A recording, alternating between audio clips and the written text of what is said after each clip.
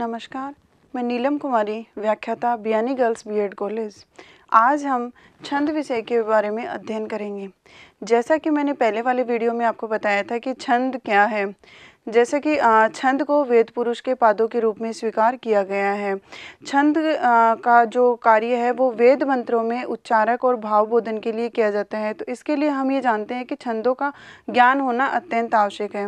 हमारा जो पहले वाला वीडियो था उसमें मैंने बताया था कि छंद दो प्रकार के होते हैं, वर्णिक छंद और मात्रिक छंद।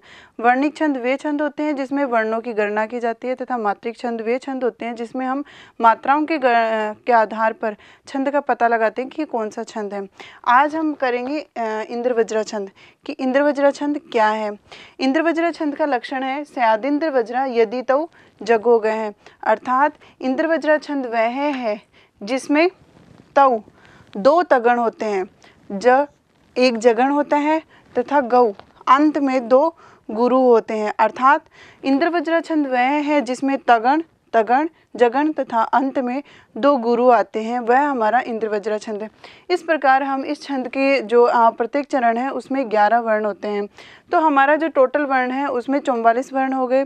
44 वर्ण होते ही ये हमारा त्रिष्टुप छाती का छंद हो जाता है, क्योंकि त्रिष्टुप छंद के अंदर 44 वर्ण होते हैं, इसलिए इंद्रवज्रा छंद भी हमारा त्रिष्टुप जाति के अंतर्गत आता है। अब अगर हम इसके जो उदाहरण है उसके बारे में अगर हम पता करते हैं कि जो इसकी व्याख्या है, जो इसके लक्षण की व्याख्या है, इसके अंदर लिखा गया है जिस छंद के प्रत्येक चरण में क्रम से है तगण तगण जगण और अंत में दो गुरु आते हैं। इस प्रकार प्रत्येक चरण में 11-11 वर्ण आते हैं, अर्थात कुल टोटल 11 वर्ण एक चरण में होते हैं, तो वहाँ पे इंद्रवज्रा छंद होता है। यह त्रिष्टुप छाती का छंद है। जैसा कि मैंने बोला कि त्रिष्टुप छंद है तो उसमें 44 वर्ण होंगे, और जो हमारा इंद्रवज्रा छंद है उसके भी चारों चरणों में 11-11 वर्ण होते हैं। तो इस प्रकार ये भी हमारा त्रिष्टुप जाति का छंद होता है। अब हमें कैसे पता चलेगा कि ये यहाँ पे इंद्रवज्रा छंद है, तो आइए हम इसका उदाहरण से देखते हैं कि इसमें इंद्रवज्रा छंद ही है। जो हमारा प्रसिद्ध अभिज्ञान शाकुंतलम है कालिदास द्वारा रचित, उसका एक जो उदाहरण हमने यहाँ पे लिया है इंद्रवज्रा छंद के लिए, अर्थो ही कन्या परकीय एव तामक संप्रेक्ष परिग्रह हेतु जातो में माय विशद है प्राकामम प्रत्यार्पी तन्यास इवांतरात्मा। इसका जो प्रथम चरण है उसके अंदर हम देखते हैं कि जो अर्थो ही कन्या, इसके अंदर हमारे तगण आता है।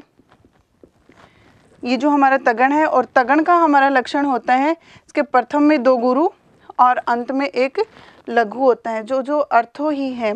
इसके अंदर ऊपर रह है, तो ये जो पहले वाले वीडियो में मैंने बताया था कि अगर किसी भी वर्ण के पहले ये बाद में जो आधा वर्ण होता है वो पहले वाले वर्ण के अंदर इंक्लूड हो जाता है और उसे गुरु बना देता है। तो यहाँ पे जो रह था वो ए के अंदर इंक्लूड होके उसे पूर्ण बना देता है और ये गुरु हो जाता है। तो हमारा गुरु है। अर्थो ही, इसके अंदर ओ की मात्रा है तो ये स्वतः ही गुरु है, और ही हमारी छोटी ई की मात्रा है इसलिए ये लघु है। कन्या, इसके अंदर के भी हमारा जो आधा वर्ण है वो पहले वाले में इंक्लूड हो गया और ये गुरु बन गया। तथा जो या है उसके अंदर आ की मात्रा है तो ये स्वतः ही गुरु है, और पै का वर्ण है जो लघु मात्रा का है। पर की रै हमारा लघु है और फिर की गुरु है, और ये जैसे कि मैंने बोला यहाँ पे ये जो 3 वर्ण हैं ये तीनों वर्ण हमारे गुरु के अंतर्गत है, मतलब तगण के अंदर आते हैं, जिसके लक्षण में लिखा हुआ है 2 तगण। यहाँ पे हमारा ये तगण है और ये दूसरा वर्ण है इसमें भी तगण है, लेकिन जब हम इसके बाद वाले वर्ण की बात करते हैं तो ये हमारा जगण होगा, जिसका लक्षण है लघु गुरु और लघु।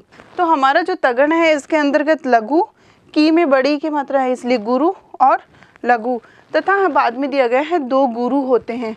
तो जो हमारा लास्ट वाला वर्ण है वो हमारा गुरु कहलाता है। तो जब भी किसी वर्ण की मात्राएं पूर्ण नहीं हो पाती तो हम अंतिम जो वर्ण है उसको हम स्वतः ही गुरु मान लेते हैं, इसलिए हमारे इस लक्षण के अनुसार ये स्वतः ही लघु होते हुए भी गुरु माना जाएगा। तो इसलिए इस प्रकार है, इस जो लक्षण है इसके अंतर्गत 11 वर्ण है।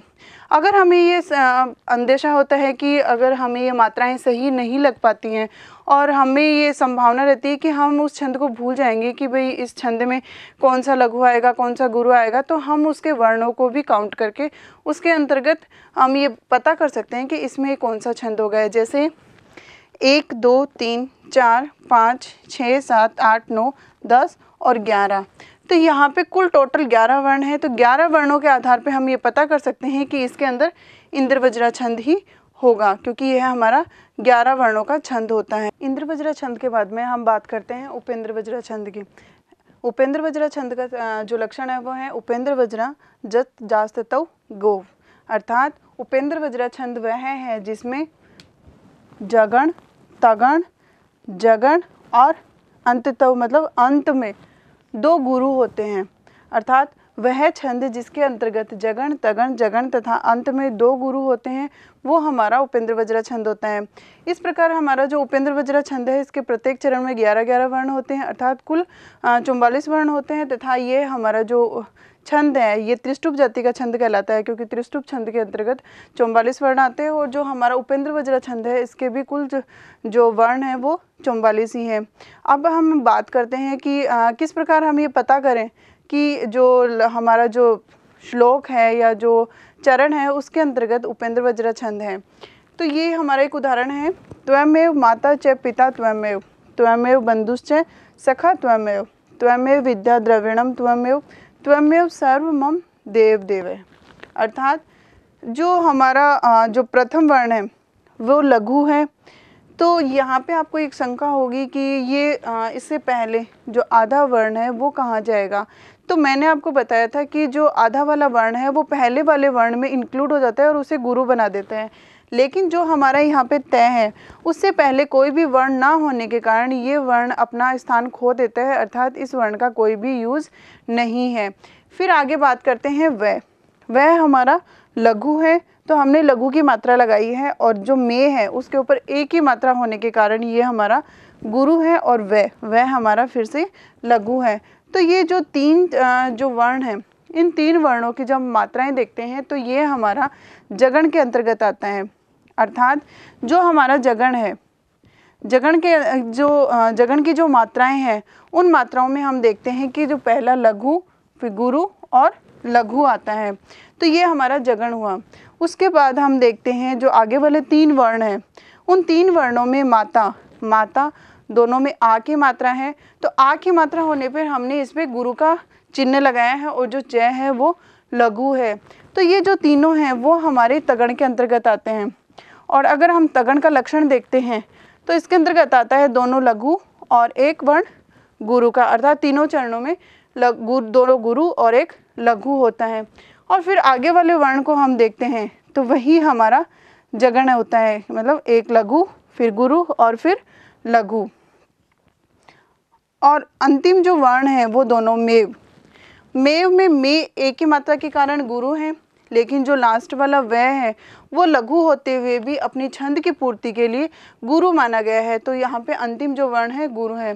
तो इस प्रकार हम उदाहरण में देखते हैं कि जो हमारा जो उदाहरण का जो लक्षण है उस उदाहरण का लक्षण हमारे जो ऊपर दिया गया लक्षण है उससे समान मैच कर रहा था, समान है। इसलिए जगण तगण और जगण के कारण ये हमारा गुरु उपेंद्रवज्रा छंद हो गया। अब हम ये बात करते हैं कि इंद्रवज्रा छंद में भी 11 वर्ण ही हैं और उपेंद्रवज्रा छंद में भी 11 ही वर्ण हैं। तो दोनों छंद एक समान 11 वर्ण होने के कारण हमें ये शंका उत्पन्न होती है कि हम जो छंद का उदाहरण आएगा उसमें कैसे देखें कि इसमें इंद्रवज्रा छंद है कि उपेंद्रवज्रा छंद है। तो यहाँ पे हम जो हमारा लक्षण दे रखा है उस लक्षण को याद करते हुए हम जगण तगण जगण या फिर तगण तगण और जगण और अंतिम 2 गुरुओं की मात्राओं के आधार पर हम जब इन पे मात्राओं का जो चरणों पे जो इनका जो लक्षण लगाया गया है उनकी जो मात्राएं लगाएंगे गुरु और लघु की, उन मात्राओं के आधार पे हम जगण और तगण में अंतर करके उपेंद्रवज्रा छंद और इंद्रवज्रा छंद में अंतर कर सकते हैं। धन्यवाद। अगर आपको हमारा ये वीडियो पसंद आया हो तो इसे लाइक करें, शेयर करें और हमारे YouTube चैनल को सब्सक्राइब करें। धन्यवाद।